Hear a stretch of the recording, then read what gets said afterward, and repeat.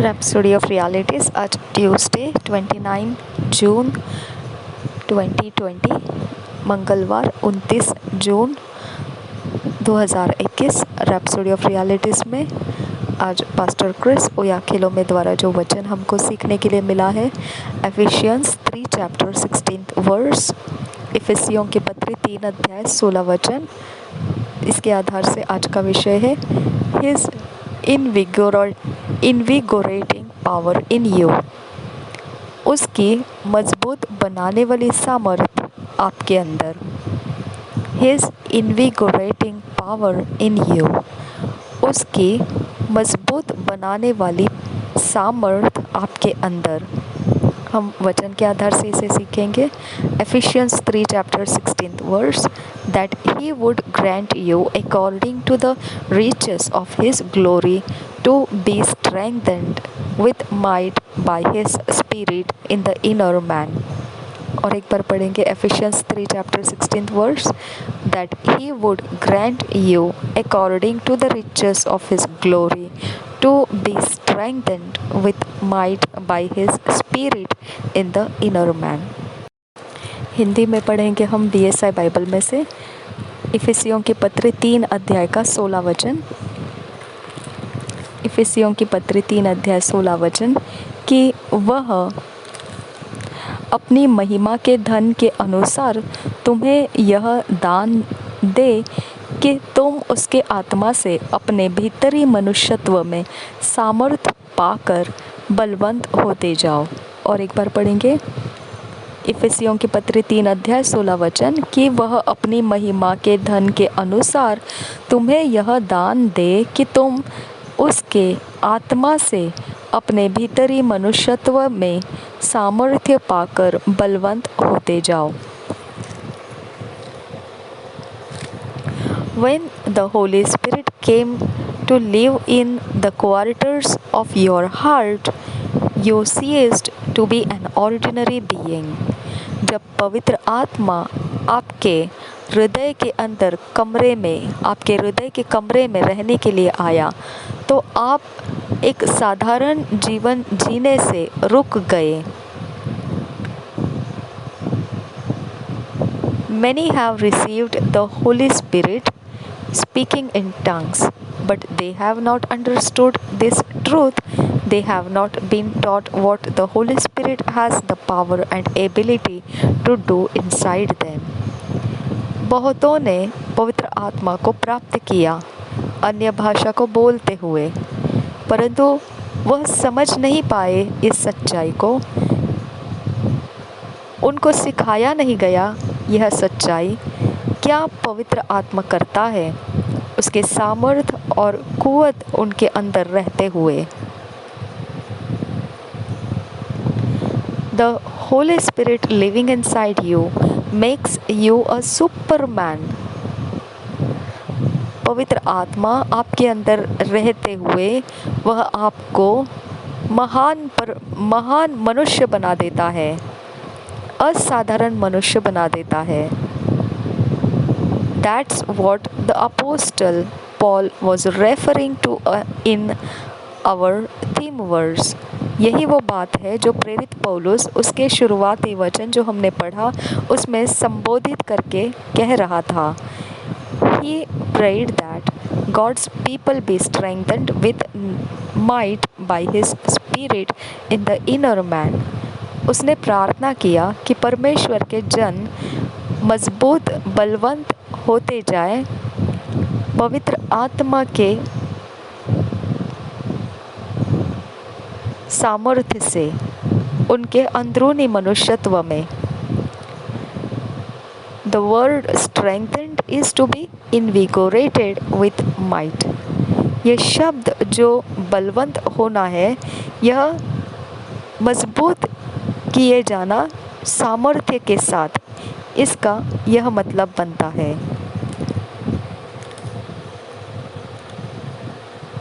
The Bible tells us that when the children of Israel were brought out of Egypt and headed for the promised land, there was not one feeble person among them among their tribes.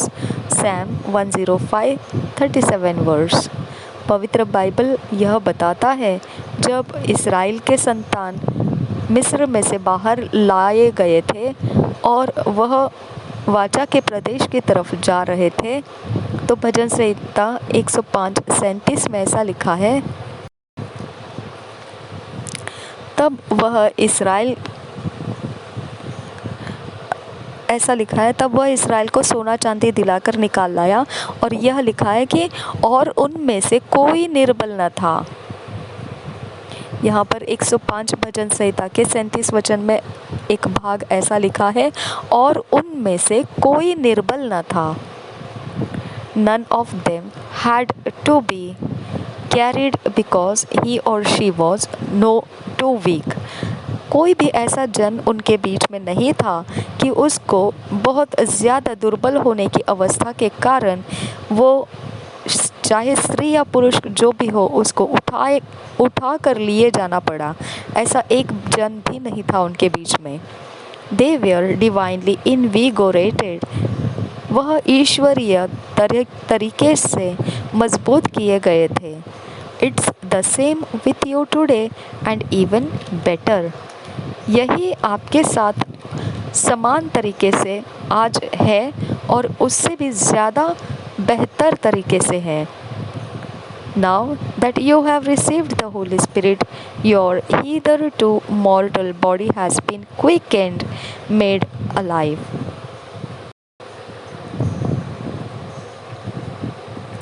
अब जब पवित्र आत्मा आपने प्राप्त किया है, तो अब तक जो आपका नश्वर शरीर है, वह पवित्र आत्मा के द्वारा जिलाया गया है, उसे जीवित कर दिया गया है।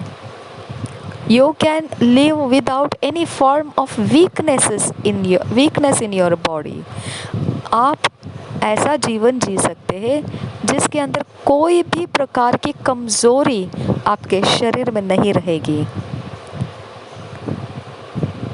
Romans 8:10 verse tells us that since Christ now lives in you, even if your body had been ravaged by sickness and disease, the Spirit gives it life because of righteousness.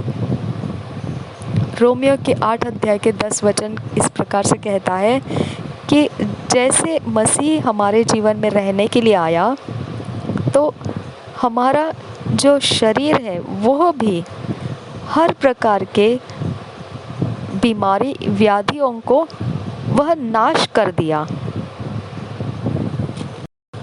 हम उस वचन को पढ़ेंगे। रोमियो की पत्री 8 अध्याय का 10 वचन में लिखा है ऐसा, यदि मसीह तुम में है तो देह पाप के कारण मरी हुई है, परंतु आत्मा धर्म के कारण जीवित है।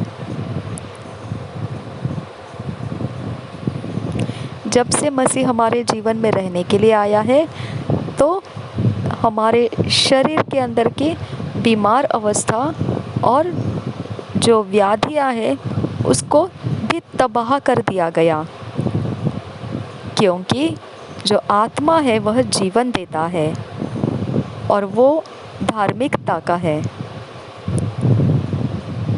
धार्मिकता के कारण पवित्र आत्मा जीवन देता है। धार्मिकता के कारण पवित्र आत्मा जीवन देता है, यही यहाँ पर लिखा हुआ है। परंतु आत्मा धर्म के कारण जीवित है। परंतु आत्मा धर्म के कारण जीवित है। That's divine vitalization. यही ईश्वरीय सेहतमंद ताकत है। Christ in you, the Holy Ghost in you, is your assurance of healing, divine health, and a glorious life in Christ Jesus. मसीह आपके अंदर, पवित्र आत्मा आपके अंदर, यह एक निश्चित कर दिया हुआ चंगाई है, ईश्वरीय सेहत और महिमामय जीवन मसीह यीशु में। But if you are not taught this, it will not be real in your life. परंतु अगर आपको ये सिखाया गया नहीं है तो आपके जीवन में ये सच नहीं हो सकता है। फिर असल में फिर ये आपके जीवन में नहीं हो सकता है। That's why you find many Christians who believe it's okay to be sick. No, Christians are not supposed to be sick, not when you have the Holy Spirit. इसीलिए ये कारण है कि बहुत ऐसे मसीह है जो विश्वास कर लेते हैं कि ये ठीक है, कोई बात नहीं है अगर बीमार है तो। बिल्कुल नहीं, मसीहियों को कभी भी बीमारी अपने अंदर नहीं रहनी चाहिए। जब ऐसा क्यों नहीं रहना चाहिए? जब पवित्र आत्मा आपके अंदर है। The Bible says your body is the temple of the Holy Spirit. 1 Corinthians 6 chapter 19th verse. पवित्र बाइबल कहता है कि तुम्हारा शरीर, तुम्हारा देह पवित्र आत्मा का मंदिर है। आप इसको पढ़ सकते हैं 1 कुरिन्थियों के 6 अध्याय के 19 वचन में।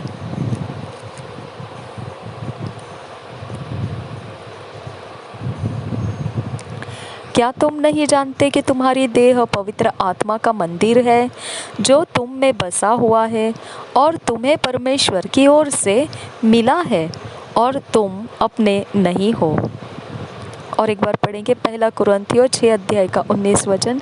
क्या तुम नहीं जानते कि तुम्हारी देह पवित्र आत्मा का मंदिर है जो तुम में बसा हुआ है और तुम्हें परमेश्वर की ओर से मिला है और तुम अपने नहीं हो?